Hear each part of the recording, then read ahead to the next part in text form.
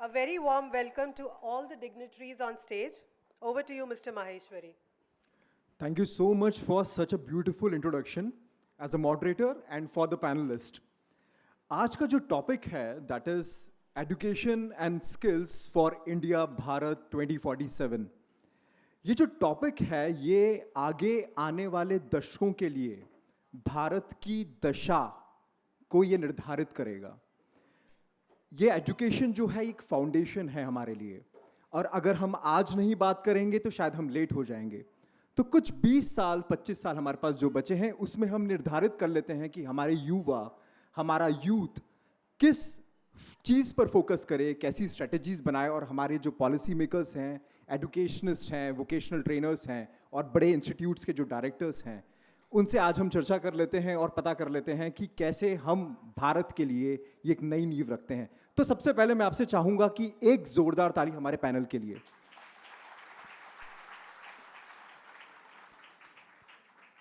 आइए sir, Sonmani sir, सबसे पहले मैं आपसे ही पूछना चाहता हूं, being a policy maker, sir education की बात आती है तो हम स्पोर्ट्स एजुकेशन को थोड़ा भूल जाते हैं, और स्पोर्ट्स एजुकेशन में अगर हम लोग अभी तक का परफॉर्मेंस देखें तो ओलंपिक्स में अभी तक हिस्ट्री में अगर देखें तो भारत ने सिर्फ 10 स्वर्ण मेडल जीते हैं, वहीं पे चाइना ने आज तक 303 स्वर्ण मेडल जीते हैं।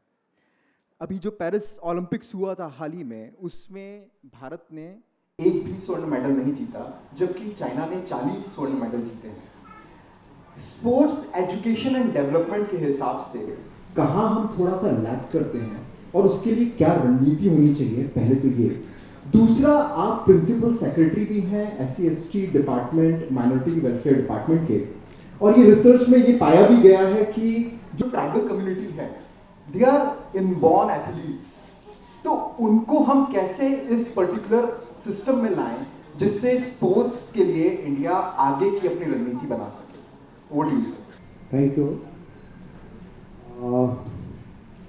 प्रश्न जितना आसानी से आपने पूछा है इसका जवाब आई थिंक 75 साल से हम ढूंढ रहे हैं कि इसका सही जवाब क्या हो सकते हैं। Right, sir. क्योंकि आप शुरू के 75 साल देखेंगे कि हॉकी में बहुत अच्छा स्वर्ण पदक लगातार हम जीतते रहे जी। बाद वो सामूहिक गेम था, और ध्यानचंद जी जैसे बहुत सारे लोगों ने अथक प्रयास करके स्वर्ण पदक हम लोग को दिलाए। परंतु इंडिविजुअल गेम्स की जब भी बात करें हमारे बहुत ही एक तरफ से सूखा है।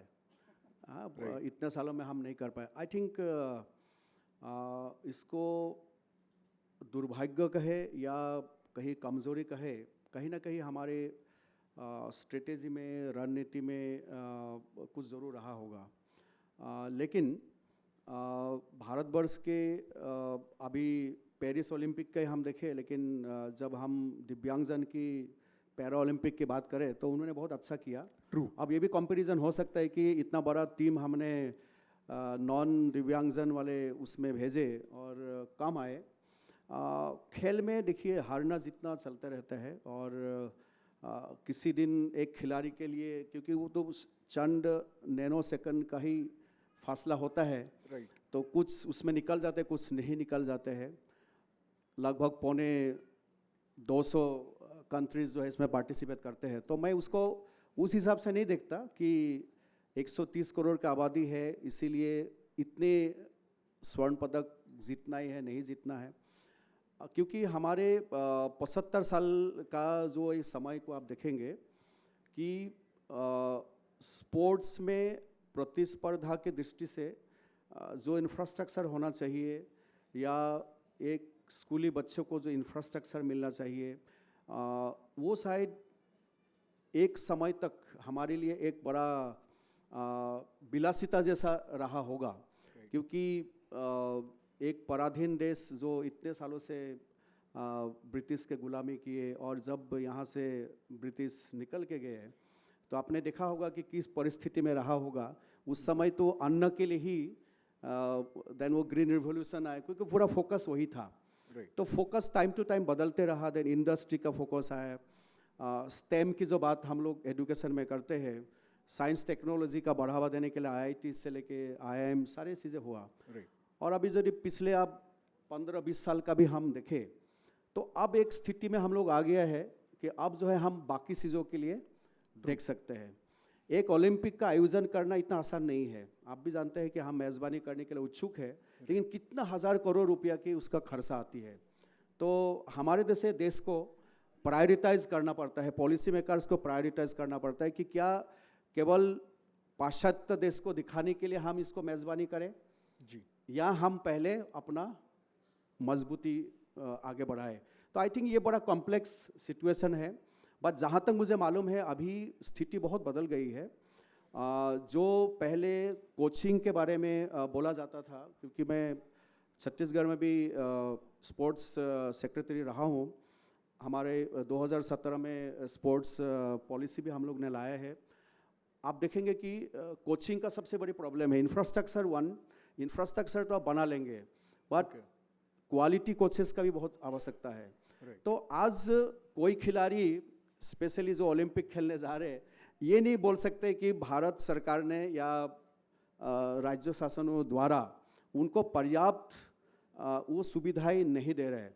आप देखे होंगे कि एक साल पहले से अब विदेश में भी बेस्ट ऑफ द कोचेस के साथ ट्रेनिंग सेंटर्स में जाके वो लोग कर रहे हैं।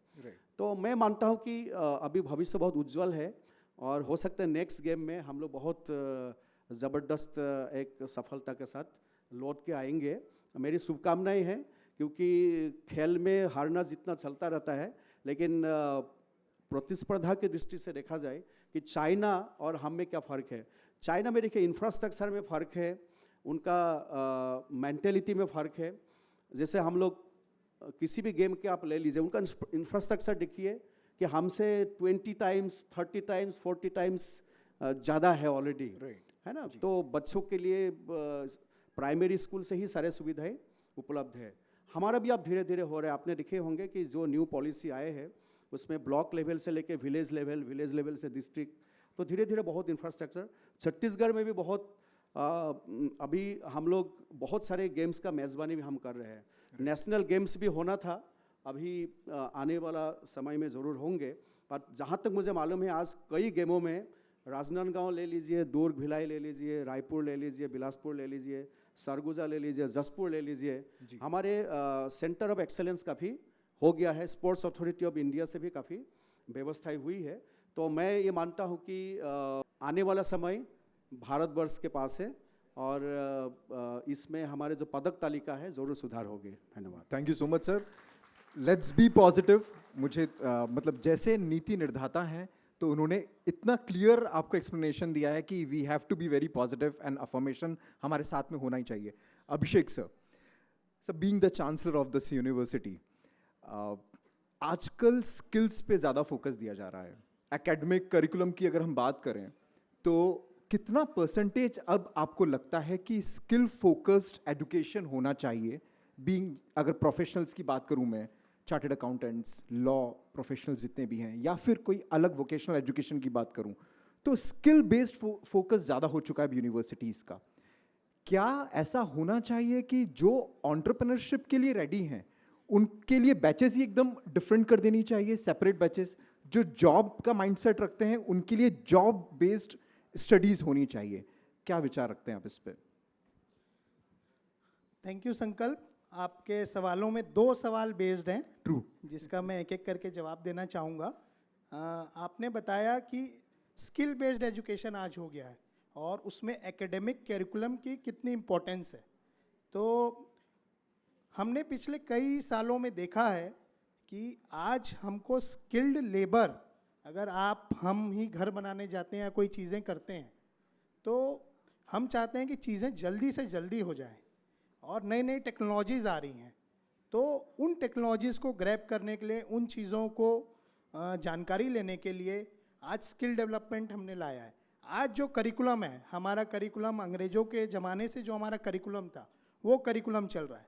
इतने सालों बाद हमने नई एजुकेशन पॉलिसी लॉन्च की है, जिसमें स्किल एजुकेशन को बहुत वेटेज दिया जा रहा है। आपको जिस स्किल सेट के बारे में जानना है आप उस स्किल सेट में शिफ्ट कर सकते हैं। आप अपने पढ़ाई के बीच में नए नए सब्जेक्ट्स ले सकते हैं।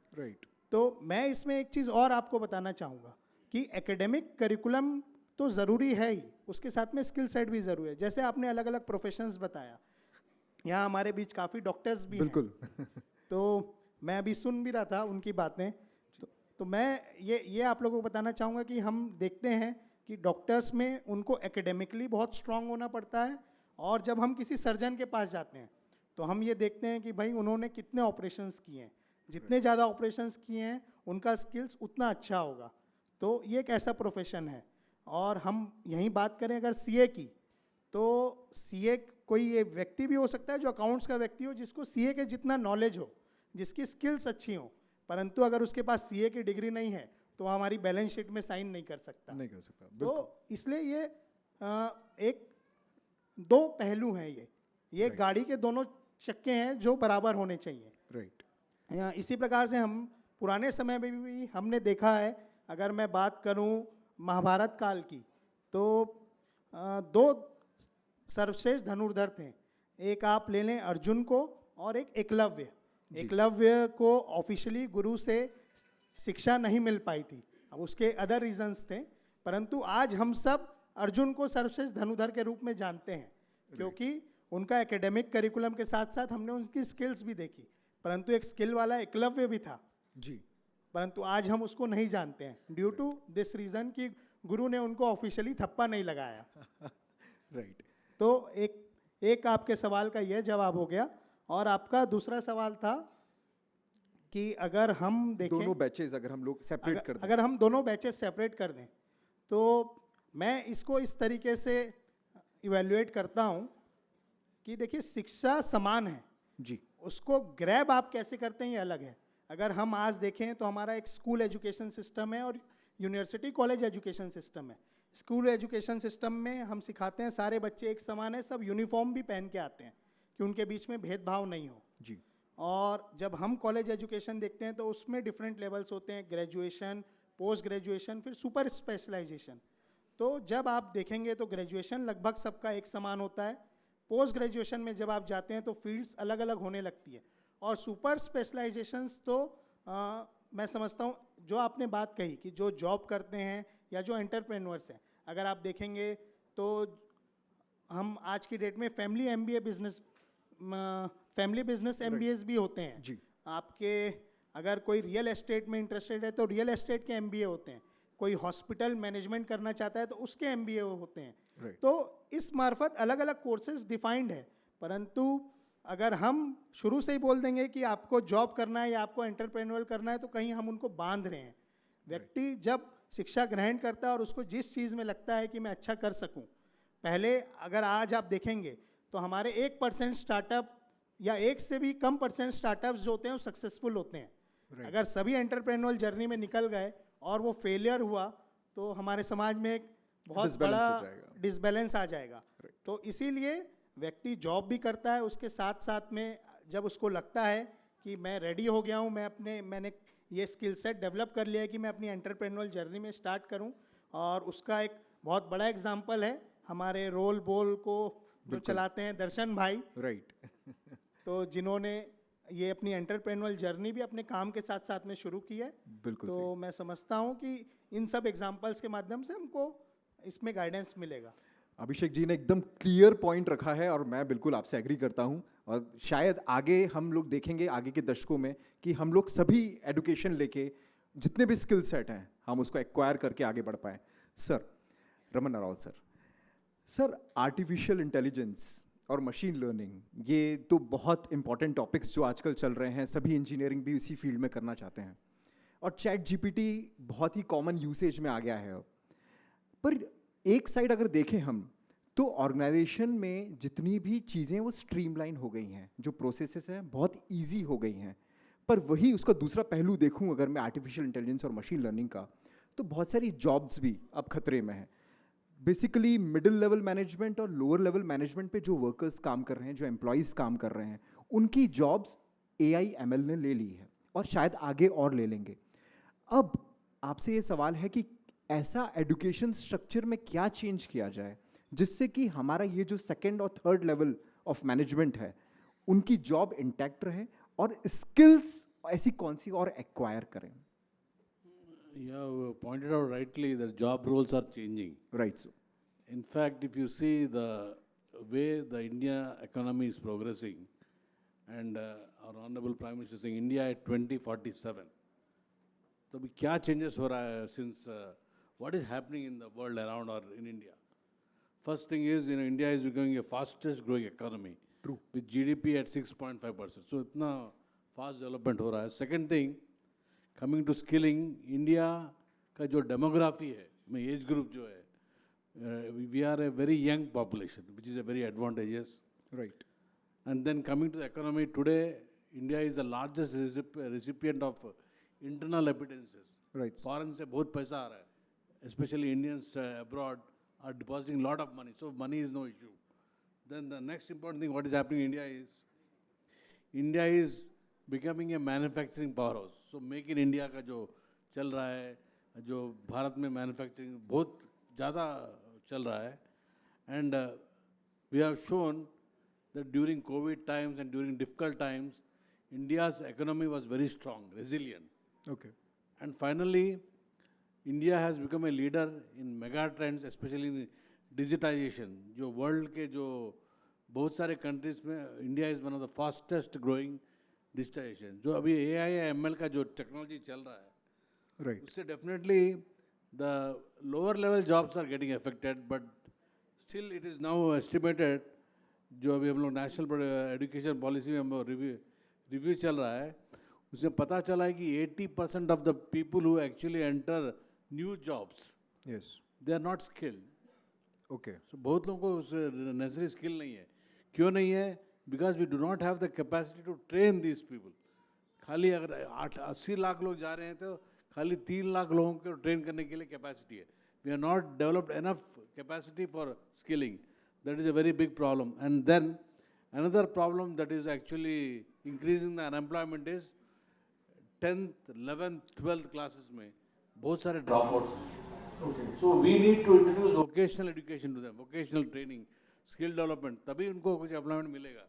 There are many jobs which does not require AML, like अब देखिए सिविल इंजीनियरिंग से प्लम्बिंग होगा, कारपेंट्री होगा, उसमें आपका AML नहीं चलेगा. आपका रोबोट्स आएगा, but robots are very expensive. Still, you find that there are jobs which do not require AI and ML. So what I am saying is, today the current scenario is we need to provide lot of opportunities for young generation for skilling. Okay. Irrespective of the machine learning, AI, ML, definitely it has taken out every part, including आपको कुछ message चाहिए तो immediately you can get through ChatGPT everything, whatever you want. You'll get the answers, but आपने क्या है, when you want to do really things, you require these skilled people. And that is where the responsibilities of universities, institutions and government organizations for skilling the youth is something very much required for creating employment, for creating progress, because without employment, the economy will collapse. Right. Without the economy, the country cannot progress. So these are things, which directly, the technology will come. You cannot avoid technology. I remember when computers were being introduced, there were a lot of protests. But if you see, if you are good at reading history, you will find that people are protesting because of computers now, jobs will lose. Okay. Jobs will go away. But later, people have realized that because of computers, more jobs have been created. नए jobs, Right. different type के jobs आए हैं. अभी AML, ChatGPT आ गया तो उससे कुछ होने वाला नहीं है. उससे नए तरीके के jobs आएंगे. Right. ठीक है, थोड़े jobs will become obsolete, but new jobs will be created. And these, we have to prepare our students for these new job roles. So that is where the responsibility of educational institutions like Anjaneya University and NITs lie. Right. And that is what is happening. And you see the way the trends are happening, mega trends हो रहा है education market में. Everybody is getting employed, almost in very good company, and they're getting very good packages. Last 2 साल में a reverse trend शुरू हुआ कि some people are not employed, not because that they are not getting. They want to set up their own enterprise. They want to become entrepreneurs. Secondly, many of them are going for higher studies. Right. So whatever may be the technology is going to be like a facilitator, but is not going to take away jobs. New jobs will be created. Great sir. मतलब jobs नहीं जाने वाली हैं, we have to get skilled up. That is the real message. Thank you sir. Ma'am vocational education की अगर मैं बात करूं तो ब्यूटी वेलनेस और पर्सनल केयर में आज के तारीख में ऐसे वोकेशनल एजुकेशन के कौन से ट्रेंड्स हैं जो इंडिया के 2047 के मिशन को अलाइन कर पाएगा? तो ऐसे कौन से ब्यूटी एंड वेलनेस में मैं आपसे जानना चाहता हूँ. Thank you, this is a wonderful question. Beauty sector एक ऐसी अपॉर्चुनिटी है जहाँ पे लोगों को लाखों करोड़ों लोगों को एम्प्लॉयबिलिटी मिल रही है. लोग सिर्फ अपनी नौकरी ही नहीं, अपने खुद के व्यवसाय भी शुरू कर रहे हैं और वो अपनी बजट और अपनी इच्छा के अनुसार छोटे से बड़ा व्यवसाय शुरू कर सकते हैं. इसमें बहुत सारे ऑप्शंस अवेलेबल हैं, starting from beauty parlours, salons, makeup studios, hair studios, nail studios and even skin clinics. ये काफ़ी बेहतरीन ऑप्शंस हैं. इनको करने से, इसमें व्यवसाय शुरू करने से काफ़ी लोग अपना लाखों करोड़ों उसमें कमा रहे हैं. And under skill India mission अब तो आप इस फील्ड में बैचलर्स एंड मास्टर्स भी ले सकते हैं. Okay. Right, so this is so much good. Like एक टाइम था कि जब ये सेक्टर बहुत अनएक्सप्लोर्ड था, लोगों को इसके बारे में कुछ भी पता नहीं था. एंड आज के सिनेरियो में this is comprising of highest paid jobs and business people जो हैं, they are earning quite a lot out of this industry. Okay. And Bharat में ब्यूटी एंड पर्सनल केयर में देखा गया है कि लगभग 30 billion crore till 2027 there will be 30 billion crore ka business which is going to come out. This has been estimated. Okay. So almost in beauty and specifically the personal care sector, 40% growth is being expected to be coming by 2024. इसी से हम अनुमान लगा सकते हैं कि इसमें कितनी opportunities हमारे पास available हैं. ग्रेट. Thank you. आप देख सकते हैं वोकेशनल कोर्सेज जो बात चल रही थी, एकेडमिक से ज़्यादा वोकेशनल में भी इंटरेस्ट आ रहा है और उससे आप अपना प्रोफेशनल करियर भी स्टार्ट कर सकते हैं. Thank you so much ma'am. क्योंकि आपका अभी सारे यूथ का सबसे बड़ी जो फोकस है that is skill true sir. And education. But the emerging जो सबसे बड़ा ट्रेंड है that is skill and tech. Right sir. तो राइट काइंड ऑफ स्किल यदि आप एनहेंस करते हैं, लेते हैं, तभी आपको फ़ायदा है. बिल्कुल. हम लोग जैसे ज़िलों में हम देखते हैं जब इट्स अ गवर्नेंस इशू, सभी लोग मोबाइल रिपेयर ही करते रहे. जैसे होता है ना, सपोज कोई बोलते हैं कि 50 लोगों को मैंने सिखाया कुछ स्किल. क्या सिखाया? Mobile repair. राइट. अगले गांव में भी वही सिखाया, तो वो एम्प्लॉयबिलिटी नहीं होगा. नहीं है. तो इसीलिए यूथ को सबसे ज़रूरी बात यह है कि what kind of skill is actually required. Right. और उसके लिए जैसे अभी रमन्ना साहब ने भी कहा और अभिषेक जी ने भी कहा, लॉन्ग टर्म हमें एसोसिएशन इंडस्ट्री के साथ करना होगा कि व्हाट इज़ देयर रिक्वायरमेंट, क्या मैपिंग है, राइट. अकॉर्डिंगली हमें उस तरह का इंटेक. जैसे अभी इन्हीं का ही ब्यूटी में बहुत ज़्यादा लोग करेंगे तो वो वाइबल नहीं रह जाएगा. बिल्कुल. सो आई थिंक हमें कंटिन्यूसली इनोवेट करना इस पड़ेगा. दिशा में करना होगा. राइट. तभी स्किल तो होना ही चाहिए. आप दूसरे कंट्रीज़ का आप देखिए, हर व्यक्ति इवन कारपेंट्री जानते हैं. राइट. हमारे इंडिया में ये माना जाता है कि बहुत सारे स्किल है जो मुझे नहीं मालूम होना चाहिए क्योंकि मैंने एक सर्टेन स्टेटस लेके पैदा हुआ हूँ या इकोनॉमिक मेरा कुछ स्टेटस है. बट आप वही चीज़ दूसरे देश में आप देखेंगे, वो सबसे बड़ा जो रिच व्यक्ति है वो भी वही चीज़ जानते हैं जो छोटा मोटा चीज़ें हैं. तो एक तो जो लाइफ का कुछ स्किल ऐसा है कि जो एम्प्लॉयबिलिटी आपको देंगे, एक स्किल ऐसा है जो आपको लाइफ के लिए इक्विप करेंगे. आई थिंक दोनों ही बहुत ज़रूरी है. बहुत ज़रूरी है और ये बैलेंस करना आज की यूथ को सबसे ज़रूरी है. Very very true sir. और even national council for vocational education training NCVT है, उसमें बेसिक कोर्सेज से लेके आगे लेवल NSQF लेवल एक चलता है. तो अगर आप देखेंगे कि बेसिक मोबाइल रिपेयरिंग कोर्सेज भी हैं, पर वहीं पर आप artificial intelligence, machine learning, drone learning तक के कोर्सेज आप सीख सकते हैं. You can check out that website also. Right. Add one thing right. कि the skills which you are talking about, तो अभी हमारे बहुत सारे यूथ को या काफ़ी लोग अभी कंफ्यूज्ड हैं कि हमारी जो नई एजुकेशन पॉलिसी आ रही है, तो उसमें मैं आप लोगों को ये बताना चाहूँगा कि जो हम रेगुलर कोर्सेज कर रहे हैं, ट्रेडिशनल कोर्सेज कर रहे हैं, उसके साथ साथ में हम ये जो हमारे स्किल सेट के कोर्सेज हैं, ये 3 मंथ्स के कोर्सेज या 6 मंथ्स के कोर्स हम एडिशनल कर सकते हैं, डुअल स्पेशलाइजेशन कर सकते हैं और इसके भी क्रेडिट का फ़ायदा हमको अपने क्रेडिट बैंक में मिलेगा. Right sir. So this thing ये आज के यूथ के लिए बहुत फ़ायदेमंद है. Right, please. आप जो बोल रहे हैं स्किल का, in fact the government of India has carried out a survey कौन से फील्ड में कितना ज़रूरत है. उसमें पता चला है कि information technology and information technology enabled services okay. is one area. Then media and entertainment is another area where large skill base is required, especially true. Media का तो आप जानते ही हैं. बिल्कुल. And then arts and crafts, ये handicrafts, जैसे छत्तीसगढ़ में अभी तो we know you require a lot of skilled people and using of technology in that. Drones, fashion designing is one area where a lot of skill development is required. And very important area is healthcare and well-being, where it has been estimated that lot of skills, और ये सब skill में they have also realized that you require managerial skills, you require secretarial skills, you require organizational skills, presentation skills, and then people management. So Right, these are skills, where they have identified that these areas are not being given enough importance, but they are going to be the future of job. So future of work, keeping in mind, we should concentrate on these areas also. Right sir.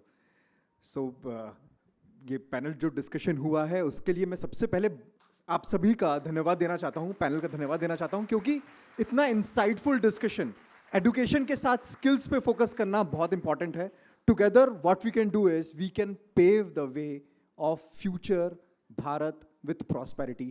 Thank you so much to the lovely audience and the panel. Please, thank you. Thank you so much.